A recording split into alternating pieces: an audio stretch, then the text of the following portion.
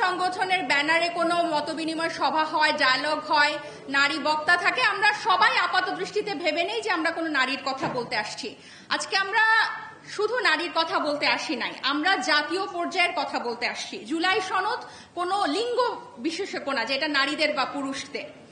আপনারা দেখেন এইগুলো নিয়ে অনেক আলোচনা হয়ে গেছে, ঐক্যমত কমিশনে নারীরা ছিল না বা আমাদের মতামতকে প্রাধান্য দেওয়া হয় নাই, সেটা একটা পুরুষ কমিশন ইত্যাদি, এগুলো কিন্তু আছে। কিন্তু এরপরও কিন্তু আমরা ময়দান ছাড়ছি না এবং ছাড়বো না। ময়দান বলতে আমি এটা বোঝাচ্ছি, দেখেন জুলাই সনদের বাস্তবায়ন, আমি সরাসরি ওই জায়গাটাতে চলে যাই। আমরা কিভাবে চাচ্ছি, আমরা কিন্তু এই ৮-৯ মাস আলোচনা করে কিন্তু একটা প্রস্তাবে আমরা পৌঁছেছি যে এটা গণভোটের মাধ্যমে জুলাই সনদটাকে জনগণ কি দিবে, অনুমোদন দিবে। কেন গণভোটের কথাটা আসছে, এবং গণভোটের কথাটা কিন্তু এই 17 অক্টোবরের আগে প্রত্যেকটা রাজনৈতিক দল ওই ফরেন সার্ভিস একাডেমিতে বসে একমত হয়ে গিয়েছিল। একমত হওয়ার পর কিন্তু এটা জুলাই সনদে উল্লেখ নাই। এই কারণে এই যে এটার আইনি ভিত্তির কথা উল্লেখ নাই, এটার কারণেই কিন্তু আমরা সনদে সই করলাম না। এবং দেখেন জেসিন আপা কিন্তু জিয়াউর রহমান সাহেবের গণভোটের কথা বলেছেন এবং তার সময়ের বিপ্লবের কথা বলেছেন। আমরা কিন্তু সেখান থেকেই শিক্ষাটা নিচ্ছি। জিয়াউর রহমান সাহেব যে ৫ম সংশোধনী করে ওনার সামরিক ফরমানটাকে যখন উনি সংবিধানের মধ্যে ঢোকালেন, আজকে দেখেন ৫ম সংশোধনী কিন্তু এখন পর্যন্ত অবৈধ। তাহলে আমরা এই দফা জুলাই সনদে যেসব প্রস্তাবে আমরা রাজি হয়েছি সেটাকে আমরা কিসের মধ্যে ঢুকাতে চাই না, সাংবিধানিক ধারাবাহিকতার নামে আমরা সংশোধনীতে আর ঢুকাতে চাই না, যাতে আদালত এসে সেটাকে নাকচ করে দিতে পারে। খুবই দুঃখজনকভাবে আপনারা দেখেন গণভোটে রাজি হওয়ার পরও এখন রাজনৈতিক দলগুলো এটার মীমাংসা না করে একদল বলছে আমরা নির্বাচন পেছানোর জন্য চাচ্ছি, আরেক দল বলছে রাজপথে নামবো। তাহলে আপনারা রাজপথে নামার আগে ওইটাতে সই করলেন কেন? আপনারা যদি সই না করতেন, এমনিতে মনোনয়ন যখন থেকে প্রার্থিতা প্রকাশ করা হয়েছে বড় বড় রাজনৈতিক দলগুলোর মধ্যে, তখনই অলরেডি অস্থিতিশীলতা শুরু হয়ে গেছে, একজন গুলিবিদ্ধ হয়ে নিহতও হয়েছেন, বিভিন্ন জায়গায় বাংলাদেশের মারামারি হচ্ছে। তাহলে আপনারা এটার উপরে আবার কেন এই জুলাই সনদটা নিয়ে নিজেদের মধ্যে আলোচনা করে এটার একটা ব্যবস্থা না করে, যে ব্যবস্থাটা একদম শেষ মুহূর্তে এসে দাঁড়িয়ে আছে, আপনারা কেন গণভোটটাকেই নাকচ করে দিতে চাচ্ছেন? খুব দুঃখজনকভাবে গতকাল কিন্তু বিএনপির একজন দায়িত্বশীল নেতা বলেছেন কমিশনে কি আছে না আছে এটা আমরা মানব না, আমরা আমাদের 31 দফা বাস্তবায়ন করব। কেন? আপনারা তো ৮-৯ মাস আলোচনা করে একটা পর্যায়ে পৌঁছেছেন। তাহলে গণভোট মানুষ বুঝবে না এই কথাটা বলে, বা গণভোট কখন হবে এই কথাটা বলে আপনারা পুরো জিনিসটাকে কেন বাতিল করছেন? এটা আপনারা বাতিল করতে পারেন না এবং এটা আমরা করতে দিবও না।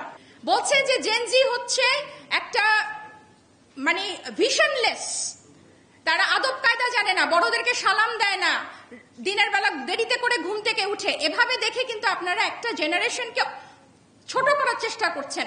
তার মানে কি, যারা ঠিক মতো ঘুম থেকে ওঠে, যারা বড়দেরকে শ্রদ্ধা করে, তারা কি আছে এই জিনিসটার পক্ষে, এই গণতন্ত্রের উত্তরণের পক্ষে কি তারা আছে?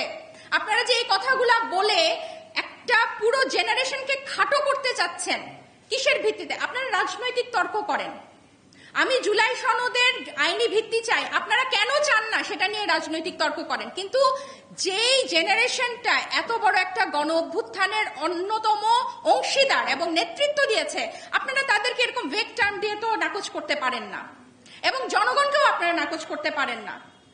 এখানে কিন্তু শুধু এই অনুষ্ঠানটা শুধু কিন্তু নারী প্রশ্নে না, আমি আপনাদেরকে এটা বারবার বোঝানোর চেষ্টা করছি, এটা কিন্তু নারী প্রশ্নে না, এটা জাতীয় প্রশ্নে।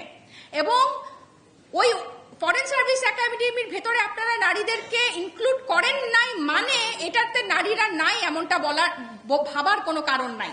আমরা কিন্তু এখানে আছি এবং এটা নিয়ে আমাদের আলোচনা কিন্তু জারি থাকবে। আমরা একদিকে যেরকম নির্বাচন পেছানোর পক্ষে না, নির্বাচন ফেব্রুয়ারিতেই হবে, অন্যদিকে এই জুলাই সনদের বাস্তবায়নও কিন্তু আইনি ভিত্তির মাধ্যমে এবং গণভোটের মাধ্যমে জনগণ থেকে অনুমোদন নিয়েই কিন্তু করতে হবে। জুলাই সনদ বাস্তবায়নটা কে, আদেশটা কে জারি করবে, এটা নিয়েই দ্বন্দ্ব। আমরা বলেছি এটা করবে প্রধান উপদেষ্টা, অন্যরা বলেছে এটা সংবিধানে নাই। রাষ্ট্রপতি চুপ্পুকে কিন্তু আমরা অনেক আগেই তার অপসারণ চেয়েছিলাম। সংবিধানে কিন্তু রাষ্ট্রপতিরও এখতিয়ার নাই। আইনগতভাবে রাষ্ট্রপতি অনুচ্ছেদ 93 অনুযায়ী কিন্তু সংবিধান পরিবর্তিত হয় এমন কোনো কিছুর আদেশ দিতে পারে না। প্রধান উপদেষ্টা সফল হোক ব্যর্থ হোক, প্রধান উপদেষ্টা গণ অভ্যুত্থানের ম্যান্ডেট নিয়েই কিন্তু দায়িত্ব নিয়েছে।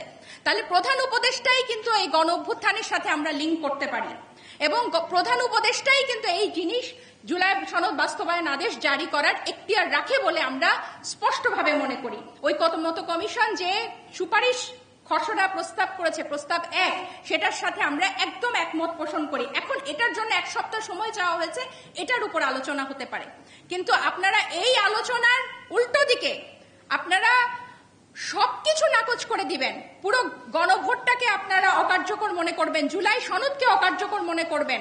জুলাই সনদের ভিতরে কি আছে এটা জনগণ বুঝে না বলে জনগণকে একদিকে খাটো করবেন, অন্যদিকে পুরো এই গণ অভ্যুত্থানের যে আকাঙ্ক্ষা, এই আকাঙ্ক্ষাটাকে ছোট করবেন। এটা একতরফা ভাবে হবে না। এটার জন্য আমরা কিন্তু আছি, আমরা লড়বো এবং আমাদের আওয়াজ জারি থাকবে।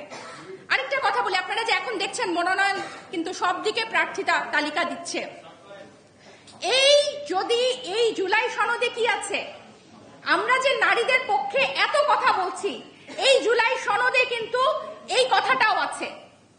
আপনি দেখেন রুমিন আপা, মনি আপা, আপনারা তাদের পুরনো টকশো গুলা দেখেন এবং এই পুরনো টকশোতে তারা আওয়ামী লীগকে, ফ্যাসিস্টকে সরাসরি চোর বলে বলে তারা কথা বলেছে, সাহসের পরিচয় দিয়েছে।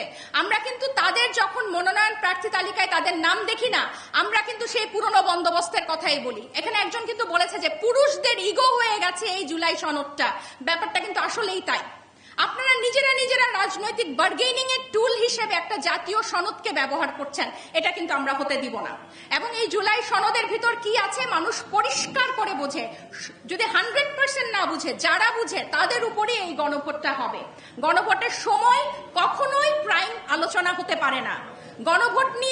গণভোটের সময় নিয়ে আপনারা যেরকম এই জামায়াত ইসলাম যেরকম লোয়ার হাউসের পিয়ার নিয়ে রাজপথে গেল, তারপর এসে আবার ঠিকই জুলাই সনদে সই করলো, এখনো যাতে আবার সেরকম একটা ঠুনকো রাজপথে যাওয়া না হয়, যে তারা এই আলোচনা থেকে ফোকাস সরানোর জন্য গণভোট কখন হবে সেই আলোচনাকে প্রাইম করে তুলেছে।